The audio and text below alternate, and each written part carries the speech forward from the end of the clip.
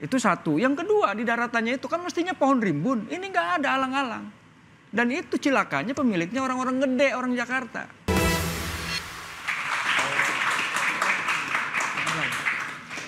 Pak Henry, tahun lalu anggaran untuk penanganan dan pengendalian banjir tahun 2024 itu 4 triliun. Tahun ini naik jadi 6 triliun. Uang sebanyak itu sebenarnya buat apa sih Pak? Baik, terima kasih. Jadi perlu saya nerangkan dulu masalah konsep pengendalian banjir di SDA ini. Jadi konsep pengendalian di SDA ini yang di hulunya Pak, kita membangun waduk, embung, itu termasuk ruang terbuka biru. Itu udah konsep kita kayak Pondok Rangon, Brigif, itu pembangun sebagai pengendali banjir. Bendungan di Ciawi bukan dari Pemda tapi PUPR ya Pak? Kalau Ciawi Sukamahi yang pembangunannya anggaran dari Kementerian PUPR waktu itu.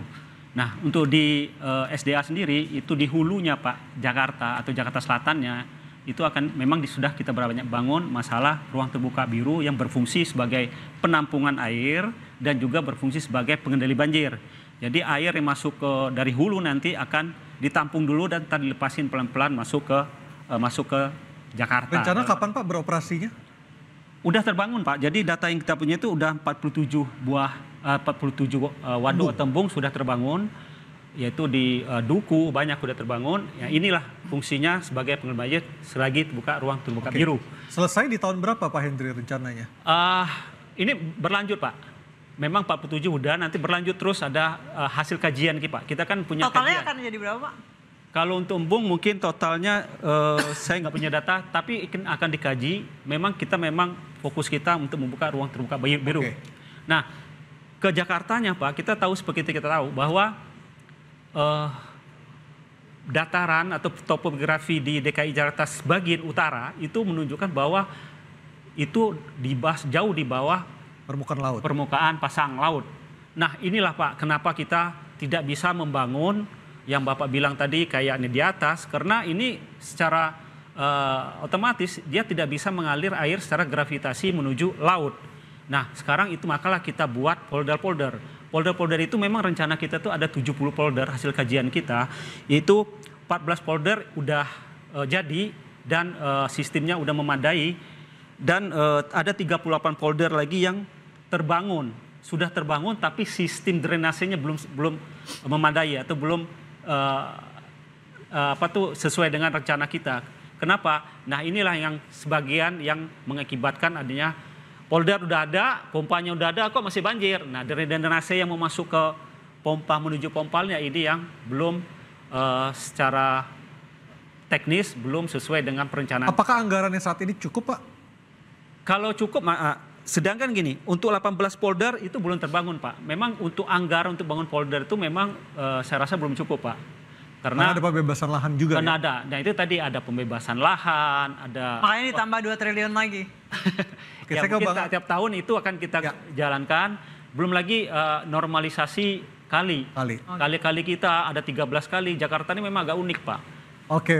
Semarang masuk 13 kali Pak di Jakarta. Tidak cukup tuh 6 triliun katanya.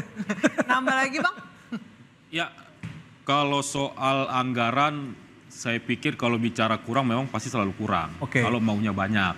Tapi untuk tahun 2025 saya luruskan ke Pak Sekdis, rencananya itu akan dibangun sekitar, ini saya ada data dari Dinas SDA itu 1, 2, 3, ada 4 waduk dan 8 embung. Ini yang kita bahas. Itu bisa di-cover dengan angka 6,06. Justru ini yang sudah dianggarkan. Ini yang rencana. Satu embungnya berapa Bang? Ya? Satu embungnya berapa? Kalau satu embungnya beda-beda. Kan terkait lahannya juga. Artinya untuk menuju tadi yang disampaikan Bang JJ Rizal, untuk menampung air, kalau saya lihat dari pembahasan kita kemarin udah ada ke sana arahnya. Cuman kan yang menjadi menarik kalau bicara anggaran tadi, sebetulnya bukan bicara anggaran juga ya. Saya sepakat dengan Bung JJ Rizal kalau bicara sejarah. Cuman yang jadi persoalan kompleks Jakarta Mbak, Jakarta iya kota air, tapi jangan lupa Jakarta ini yang menjadi persoalan adalah karena dia ibu kota. Kalau kita mau pikir-pikir, kenapa? Karena Jakarta itu ibu kota. Sekarang kan daerah khusus Jakarta kan? Iya, makanya udah dihapus. Makanya saya sampaikan dulu, kita kan bicara ke belakang dulu nih terkait dengan sejarah. Jakarta menjadi ibu kota, artinya ibu kota ini menjadi Jakarta lah kota mimpi. Ketika di sini ada kota mimpi, maka terjadilah urbanisasi Bang. Orang berbondong-bondong dari desa ke kota. Ya. Kenapa? Mereka beranggapan kalau gua ke Jakarta, gua bisa menggapai mimpi gua nih. Mimpi saya nih. Nah, kaitannya ke lahan hijau. Dengan numpuknya orang ke Jakarta, kan perlu tempat tinggal nih Bang. Saat ini mungkin ada data, kalau siang warga Jakarta itu jumlahnya sekian puluh juta. Malam jumlahnya sekian puluh juta lagi. Artinya apa? Ini kan orang-orang kan hidup. Perlu tempat tinggal. Ini menjadi kompleks kayak kata Bang Ciko tadi. Kalau saya dengar kedua belah pihak, ini benar kota air Jakarta. Tapi Jakarta menjadi kompleks persoalannya. Jadi tidak lagi kita bicara kita kualat terhadap air, tapi yang saya sampaikan tadi adalah bagaimana menata ini Bang, air ini. Oke, baik. Sehingga kita nggak kualat. Bagaimana cara menatanya? Itu tadi saya bilang pencegahan banjir. Tadi kita tata. Contoh, air itu kan dia kan jenis dia kan mengalir kan. Mengalir dari tempat yang tinggi ke tempat yang rendah. Ya. Kita kenapa nggak kita bangun di Jakarta ini aliran air ini yang rapi? Misalnya di pemukiman warga. Mohon maaf Pak Sekdis, itu banyak got-got itu yang memang udah tersumbat. Oke. Maksud saya ke depan ini coba kita pikirkan, kayak saya bilang tadi konsepnya pencegahan, ini kita rapiin dulu. Jadi ketika pun ada hujan, alirannya jelas, dia nggak bakal masuk ke pemukiman. Baik, saya ke Bang Mukri dulu. Bang Mukri, tadi apakah konsep embung di berbagai tempat di sekitar Jakarta itu bisa mengatasi ancaman banjir di Jakarta? Efektif atau enggak? Ya kan prinsipnya dia pengen menampung air hujan kalau berlebih ya. Kalau kurang juga nggak ada manfaatnya. Contoh seperti... Tapi kalau embungnya nanti luber juga ya percuma juga. Ya karena makanya tadi Pak Sekdis ya menyampaikan akan bertahap. Nah ini yang paling penting, kalau misalnya kita sering menyebut karena wilayah hulu gitu ya, itu jadi soal, ya periksa aja contoh di Ciawi, di desa Cibedug.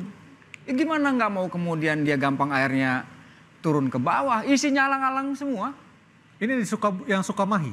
Bukan, yang di Bogor. Yang Cibedug? Ya, desa Cibedug, kecamatan Ciawi, yang sekarang dibangun embung oleh... Pak Mukri sudah pernah ke sana? Sudah, saya periksa. Tahun kapan? Tahun berapa? Baru 2024 ini. Apa yang Bapak temukan di sana? Jadi, sungai aja kering, Ciawi itu nggak ada air. Yang ada air saya temukan itu yang memang di pinggir-pinggir kanan kiri sungai itu yang ada bambunya. Yang tidak ada blas, cuma batu semua. Itu satu. Yang kedua, di daratannya itu kan mestinya pohon rimbun. Ini nggak ada alang-alang. Dan itu cilakanya pemiliknya orang-orang gede, orang Jakarta. Seperti itu. Itu datanya valid ya Pak Mukri? Ya? Datanya valid pemiliknya orang-orang pembesar di Jakarta? Iya betul. Bisa saya unjukin lah kalau misalnya pengen tahu, ayo ikut saya. Daripada saya ngarang-ngarang apalagi bohong. Gara-gara kan? apa Pak Mukri? Kenapa? Gara-gara apa Pak Mukri? Ya karena ini cuma mengapling-apling tanah. Mestinya kan kalaupun dia nggak segera dipakai, ya udah ditanemin pohon apa kek. Jadi percuma kita, bukan percuma maksudnya ya. Mubazir, membuat dengan biaya yang lebih besar seperti apa, waduk-waduk. Tapi lingkungan hidup yang lainnya nggak pernah ditata. Alang-alang dibiarin. Mestinya ini yang masuk dalam kategori tanah terlantar. Ketika seperti itu, negara ambil alih. Iya, artinya Jakarta ini banjirnya tidak hanya bisa diselesaikan oleh Gubernur DKI Jakarta saja, tapi juga perlu kerjasama dengan gubernur-gubernur provinsi tetangga, seperti Jawa Barat misalnya. Betul, jadi stakeholders yang tadi lupa mungkin saya sebutkan ya itu tadi Jabodetabek ya kan. Kita lihat juga saudara-saudara kita di Tangerang ini kan juga terdampak banjir luar biasa kemarin pas Imlek ini. Jadi memang kita beruntung juga bahwa ada Mas Pram yang memang punya keahlian komunikasi yang ulung dan juga punya hubungan-hubungan baik dengan semua elit-elit sehingga nanti rasa-rasanya akan lebih mulus terkait dengan komunikasi ya kan, saling bagaimana berkoordinasi, dan mudah-mudahan dan seperti acara-acara seperti ini justru memperkaya kami di tim transisi untuk kemudian bisa memberikan masukan-masukan yang lebih jauh lagi, lebih komprehensif lagi, sehingga nanti ketika Mas Pram dan Bang Dul memimpin akan banyak hal-hal yang akan menjadi konsideran terkait apa-apa yang akan dikerjakan. Baik, saya ke Bang Jeje Rizal. Bang Jeje Rizal, kalau misalnya kita lihat tadi Bang Jeje bilang bahwa konsep tidak berteman dengan air itu di bawah kolonial. Kalau kita lihat di Belanda justru semua rumahnya menghadap ke air.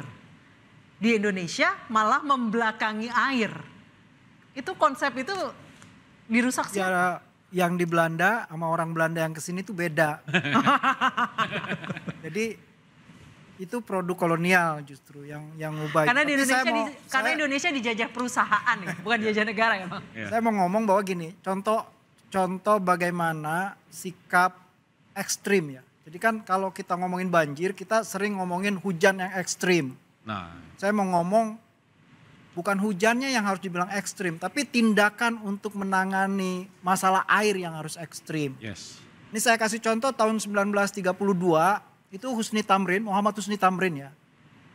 Itu datang ke kampung Pekambangan. Kemudian di kampung Pekambangan itu, dia tanya asal usul nama kampung ini dari apa? Karena seringnya banjir. Jadi itu kampung ngambang terus, karena itu dinamain Pekambangan. Lalu dia cek lah apa yang menyebabkan itu kampung berkait dengan banjir terus menerus. Rupanya ada perubahan tata guna lahan di selatan Jakarta yang menurut Tuliting tahun 30-an harusnya menjadi green belt itu dibabat jadi perkebunan teh. Tamrin bicara di Foxtrot, Tamrin bicara di Kemente agar perkebunan teh bertanggung jawab. Dia harus membayar pajak sampai 30% karena bencana yang diakibatkan oleh di perkebunan teh ini. Jadi menurut saya harus ada sikap ekstrim dari pemerintah. Ya harus punya keberanian ekstrim. Jadi persoalannya menurut saya bukan persoalan dana aja. Termasuk pejabat yang merusak lingkungan itu juga harus dihukum ya? Ya pejabat yang melindungi pelanggaran tata ruang. Jadi yang harus diaudit itu bukan yang tinggal di pinggir kali. Itu nocon, itu pengecut menurut saya. Tapi pejabatnya karena dia yang buat kebijakan. Karena yang menyebabkan banjir bukan mereka yang tinggal di pinggir kali. Terutama yang justru tidak tinggal di pinggir kali. Yang punya duit cukup banyak, segambreng duitnya. Yang punya kemampuan untuk membangun konstruksi raksasa, menarik air dengan mesin deep well sampai ke lantai 80. Itu pernah diaudit gak? Pernah diaudit gak lu bangun konstruksi ini IMB-nya berapa lantai? Pernah diaudit gak penggunaan air lo tuh berapa? Mereka tuh harus kompensasi gitu loh. Ya. Kayak Pak Emil Salim nih tahun 80, itu udah ngomong ngirim surat ke guru DKI Jakarta. Bukan tahun 80, tahun 92. Ya, itu dikutip lagi sama Poke waktu banjir tahun 2008 bulan November. Sehingga orang gak bisa masuk ke bandara kayak kemarin. PIK harus tanggung jawab katanya. Kenapa?